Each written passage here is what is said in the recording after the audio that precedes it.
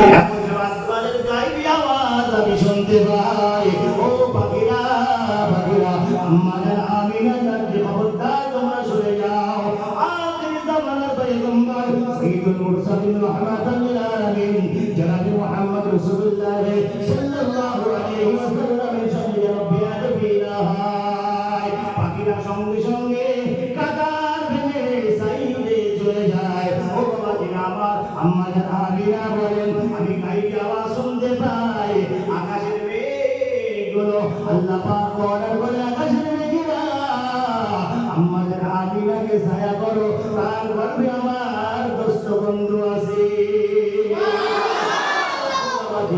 শুধু তাই নয়, আমাদের আমিনা বলেন আমি যখন কুয়া থেকে পানি আনতে যাই, আমি বালতিটা কুয়ার ভিতরে ছুটে দিলাম। এমন সময় গায়েবী আওয়াজ আমি শুনতে পাই, আসমান থেকে একজন আওয়াজ দেয়, ও ফেরেশতারা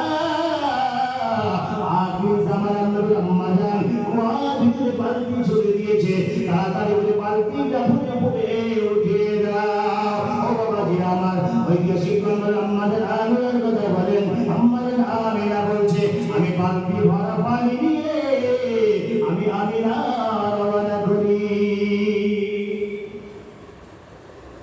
এখন নবীজি আব্বাজান আসার আগে ইন্তেকাল করেছে, তখন খাজা আব্দুল্লাহ, নবীজি তখন মায়ের গর্ভে আছে, খাজা আব্দুল্লাহ কাবা শরীফ থেকে একটু দূরে সরে গিয়ে কাঠ কাটতে, জঙ্গল থেকে কাঠ আনতে গিয়েছে।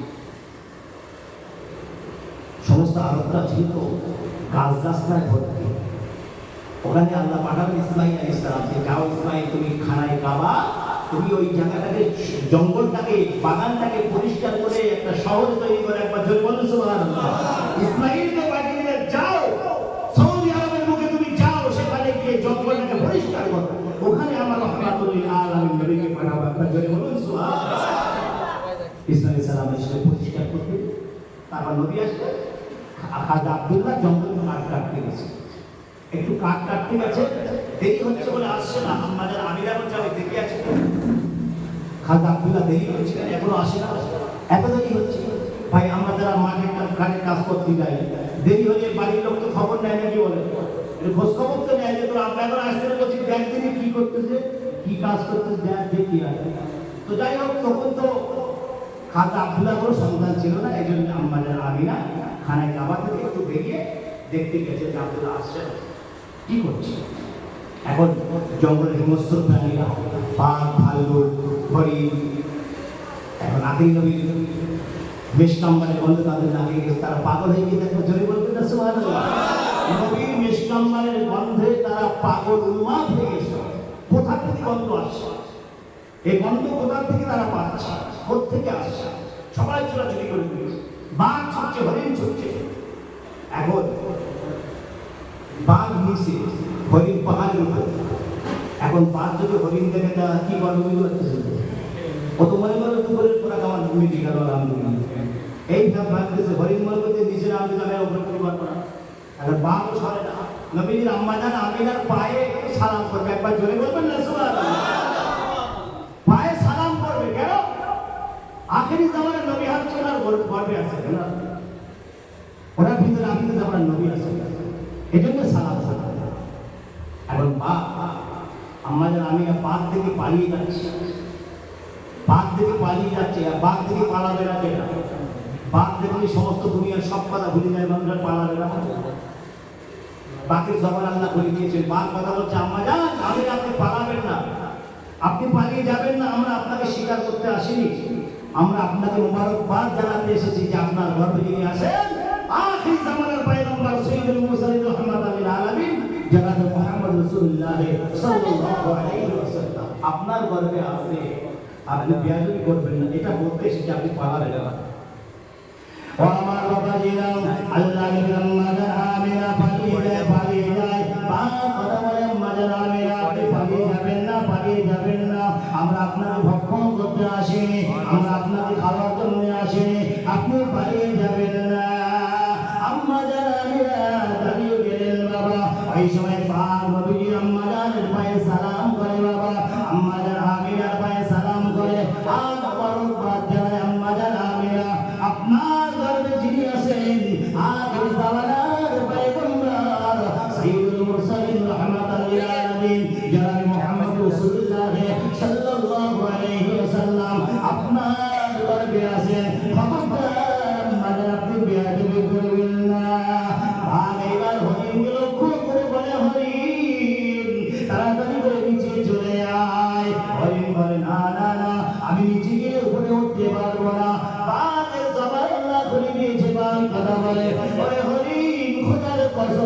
বলি আমি জীবনে হরিণ শিকার করব না। তাড়াতাড়ি করে চলে আয় বাবা। ওই সময় হরিণ নিচে চলে আসে। হরিণ এসে আম্মা জান আমিনার পায়ে সালাম করে বাবা। আম্মা জান আমিনা আপনার গর্ভে যিনি আছেন সাইয়্যিদুল মুরসালিন রাহমাতাল লিল আলামিন জনাবে মুহাম্মদ রাসূলুল্লাহ সাল্লাল্লাহু আলাইহি ওয়াসাল্লাম আপনার গর্ভে আছেন। খবরদার যেন বেয়াদবি না হয়। আমার বাবা দিয়া যে নবীর জন্য জঙ্গলে প্রাণীরা বেয়াদবি করে না, যে নবীর জন্য জঙ্গলে হিংস্র প্রাণীরা বেয়াদবি করে না, সেই নবীকে এই নবীর উম্মত হওয়ার সৌভাগ্য রেখেছি বাবা। সেই নবীর উম্মত হয়ে দুনিয়ার জমিনে এসেছে। সেই নবীর উম্মত হয়ে আসা অনেক সৌভাগ্যের ব্যাপার। এখন আম্মা জান আমিনা ওখান থেকে চলে গেলেন। আখিরি জামানার নবী দুনিয়ার জমিনে এসেছে। এখন আবু জেহেলের ছেলের নাম কি কেউ বলতে পারবেন? আকরামা। আবু জেহেলের ছেলে আকরামা। এই আকরামা একদিন আমার বিশ্ব নবীকে জড়িয়ে ধরেছিল। একবার জোরে বলবেন না সুবহানাল্লাহ। আবু জেহেলের ছেলে আকরামা বিশ্ব নবীকে জড়িয়ে ধরেছিল। কারণ আমার নবীর গা দিয়ে সবসময় মেশকাম্বালের গন্ধ বার হয়। আর আকরামার নাকি নবীজির মেশকাম্বালের গন্ধ চলে আসছে। আর নবীকে একবার জড়িয়ে ধরেছে। জড়িয়ে ধরায় কাফেররা মিটিং করলো যে আকরামাকে কি সাজা দেওয়া যায়, আকরামাকে কি শাস্তি দেওয়া যায়। মিটিং করে কেউ বলতেছে দেখ আকরামাকে আরব সাগরে ফেলে দেওয়া হবে। যদি সাগরের প্রাণীরা তাকে খেয়ে নেয় ফুরিয়ে যাবে। কিন্তু আকরামার গায়ে কার গন্ধ লেগে আছে ভাই? কথা বলে না, কার গন্ধ? বিশ্ব নবীর গন্ধ আকরামার গায়ে লেগে আছে। আপনার অসল বুঝেন না মনে আছে? শুনলে কথা বলবেন, শুনলে কথা বলবেন। আকরামার গায়ে বিশ্ব নবীর গন্ধ লেগে আছে, ঘ্রাণ লেগে আছে। আকরামাকে আরব সাগর নিক্ষেপ করা হয়েছে। এখন কুমির চলে আসে, কুমির এসে আবার ফিরিয়ে যায়। কামড় আসে, এসে ফিরিয়ে যায়। হিংস্র প্রাণীরা যারা আসে কাছে আসে আবার পিছিয়ে যায়। কেন? তোমরা খাও না কেন আমাকে? আল্লাহ পাক তাদের জবান খুলে দিয়েছিল। তারা কথা বলেছিল আকরামা তোমার গায়ে যে নবীকে সৃষ্টি না করলে আমরাও সৃষ্টি হতাম না, সেই নবীর মেশকাম্বারের গন্ধ তোমার গা দিয়ে ভেসে আসে। একবার জোরে বলুন সুবহানাল্লাহ। আমরা তোমাকে কেমন করে খেতে পারি? সেই নবীর সুঘ্রাণ তোমার গা দিয়ে আসছে, আমরা তোমাকে খেতে পারি না। ও আমার বাবা জান, আল্লাহ তাআলা আমাকে গভীর সমুদ্রে ফেলে দেওয়া হলো বাবা। হিংস্র প্রাণীরা কুমিররা পিছিয়ে যায়, কামড়গুলো পিছিয়ে যায়, বড় বড় হিংস্র প্রাণীরা তারা পিছিয়ে যায়। না না না, আকরামাকে খাওয়া যাবে না, যাবে না, আকরামাকে খাওয়া যাবে না। আকরামা আবার বাড়ি চলে আসলো বাবা। কাফেররা আবার মিটিং সারলো, আবার মিটিং করলো আকরামাকে কোথায় ফেলে দেওয়া যায়। একজন বলে আকরামাকে গভীর জঙ্গলে ছেড়ে দেওয়া যায়। আমার বাবাজিরা আকরামাকে গভীর জঙ্গলে ছেড়ে দিয়ে আসলো। হযরত আকরামাকে গভীর জঙ্গলে ফেলে দিয়ে চলে আসলো। জঙ্গলের বাঘেরা চলে আসে আকরামাকে খাওয়ার জন্য। আবার কাছে আসে, আবার নবীর মেশকাম্বারের গন্ধ পেয়ে দূরে চলে যায়। আমার বাবাজিরা ভাল্লুক চলে আসে, ভাল্লুকেরা নবীর মেশকাম্বারের গন্ধ পেয়ে আবার চলে যায়। এইভাবে আকরামা জিজ্ঞেস করে, হে জঙ্গলের হিংস্র প্রাণীরা তোমরা আমাকে কেন খাও না, কেন খাও না? সকলে উত্তর দেয় আকরামা, ও আকরামা তোমার গায়ে থেকে আমার বিশ্ব নবীর গন্ধ তোমার গায়ে আসে। ও আকরামা তোমাকে খেতে পারবো না, আকরামা তোমাকে আমরা খেতে পারবো না। তোমাকে যদি খাই কিয়ামতের ময়দানে কঠিন মহাশরে আমার আল্লাহ আমাদের ছেড়ে দেবে না। তোমাকে খাওয়া যাবে না। এইবার বাঘ খেলো না, আপনার ভাল্লুক খেলো না, কেউ খাচ্ছে না। আকরামা আবার বাড়ি চলে আসলো। একবার জোরে বলুন সুবহানাল্লাহ। আকরামা বাড়ি চলে আসলো। কাফেররা মিটিং ছাড়লো যে আকরামাকে মারা যাচ্ছে না, কি করে মারা যায়, আকরামাকে কিভাবে শেষ করা যায়। বলে না, ওকে শেষ করা সম্ভব হবে না। বিশ্ব নবীর দোয়া ওর সঙ্গে কাজ করছে। একবার জোরে বলুন সুবহানাল্লাহ। ও আমার বাবা যদি আল্লাহ নবী আল্লাহর হাবিব এবার দুনিয়ার জমিনে আসলেন বাবা। 570 খ্রিস্টাব্দে 12 রবিউল আউয়াল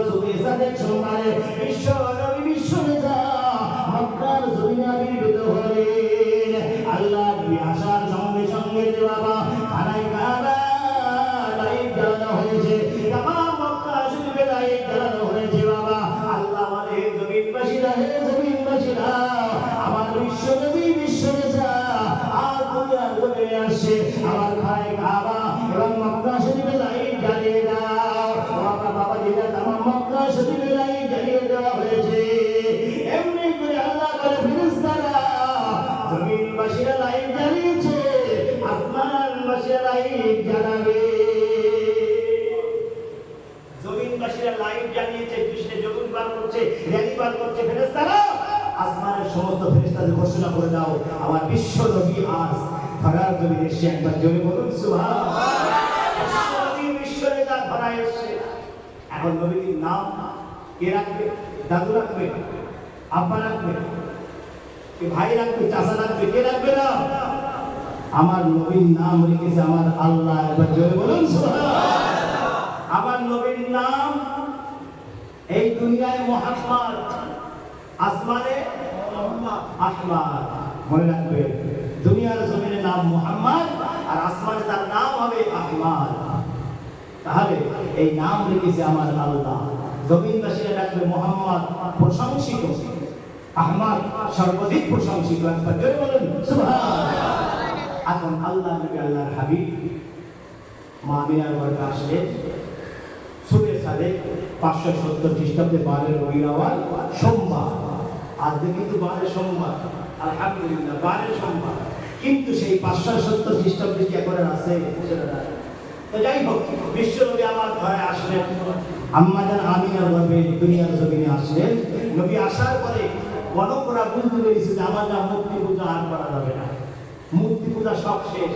এমনকি খানায় কাবার ভিতরে 360 খানা মূর্তি রাখা ছিল, ছোট বড় সবাইকে বাদ করে দিয়েছে, সব বাদ করে দিয়েছে। এখন যত মূর্তি পূজা হতো সব সৌদি আরবে বেশি হতে পারে, কারণ নবীকে ওই দেশে পাঠানোর উদ্দেশ্য হচ্ছে ওই দেশের মানুষেরা টেরা বেঁকা, সোজা কেউ ছিল না, সোজা কেউ ছিল না। এজন্য সোজা করার জন্য আমার আল্লাহ আমার নবীকে সৌদি আরবে পাঠিয়ে দিলেন। এইবার নবী আস্তে আস্তে বড় হচ্ছে, কিন্তু উনি বলছে বারবার আম্মা জানকে, আম্মা আমার আব্বা কোথায়? এই যেমন বাচ্চারা বিকালে খেলা করে, বিভিন্ন জায়গায় খেলাধুলো করে আমরা দেখেছি। এখন বাচ্চারা খেলা করতে সন্ধ্যা হয়ে যায়, আব্বা এসে বা মা এসে বা ভাই এসে এই বলছিল বাড়ি চল, তার ধরু বাড়ি মুছে দিয়ে করে নিয়ে চলে যাচ্ছে। এখন শিশু মোহাম্মদ বসে বসে দেখছে যে আমার আব্বা আসে না তো, আমার আম্মা আসে না তো, আমার দাদু ভাই তো আসে না, তাহলে কি আমার আব্বা যান দুনিয়ার জমিনে নাই? বাড়িতে বলছিলাম মা আমার আব্বা কোথায়? আমাদের আমিনা বলতে পারছে না যে তোমার আব্বা যান দুনিয়ার জমিনে নাই, এ কথা বলছে না। শিশু মোহাম্মদ, শিশু বাচ্চা, তার কাছে কথা বলে কোনো লাভ আছে? বলে ঠিক আছে বাবা তুমি কেঁদো না, তোমার আব্বার কাছে আমি নিয়ে যাবো। একবার জোরে বলবেন না সুবহানাল্লাহ। তুমি কেঁদো না বাবা, তোমার আব্বার কাছে আমি নিয়ে যাবো, তুমি কান্নাকারি করো। এখন আব্দুল মুত্তালিব কি বলছেন, শ্বশুর আব্বা একটু অনুমতি দেন, আপনার দাদু ভাইকে মদিনার জমিন থেকে ঘুরিয়ে নিয়ে আসি, আমি আমার বাপের বাড়িতে ঘুরে আসি, আপনার দাদু ভাইকে তার আব্বা জানের কবরটাকে দেখিয়ে নিয়ে আসি। তো আব্দুল মুত্তালিব বলছেন তোমরা একা যাবে?